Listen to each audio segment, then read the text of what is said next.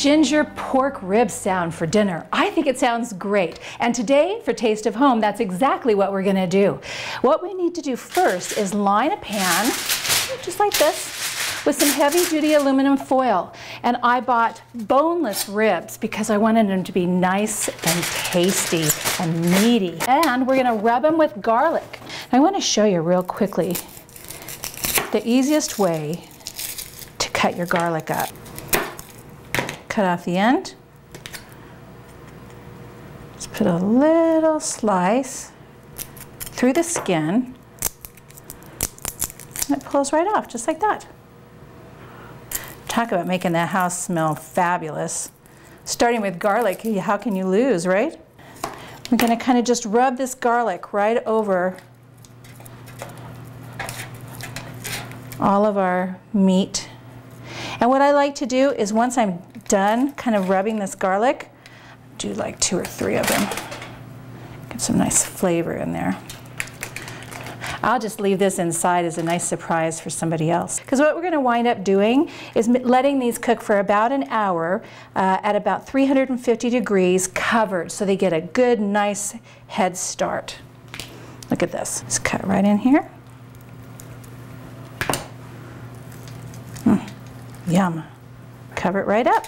So before we stick these into the oven, we need to cover them up. They've got the garlic in there. Life is good for these little pork ribs. Nice and tucked in, 1 hour, and we'll be back to check on these. All right, now our ginger oven pork ribs have been in a 350 degree oven for an hour. Remember, we rubbed them with garlic. Oh, so delicious. And of course, naturally, there's going to be some juice in the bottom of this. We're going to use that for a basting sauce. So I've lined another pan over here with more foil.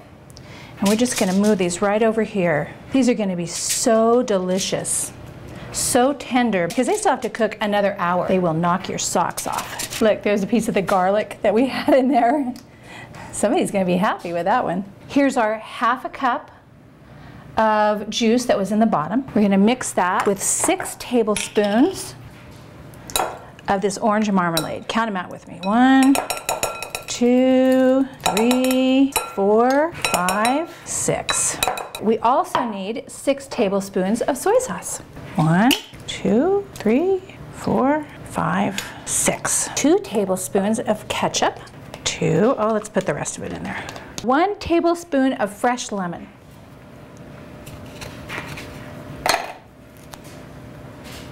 I always hold it like this so the seeds don't get in.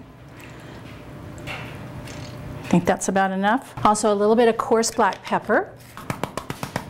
It smells so good because you can smell the orange marmalade, you can smell the soy sauce and the lemon juice, and next we're going to do the ginger. Have you ever used ginger before? It's so easy, and you know, it seems kind of hard unless you know the tricks. What we're going to do is cut off a piece like this. Oh, so good.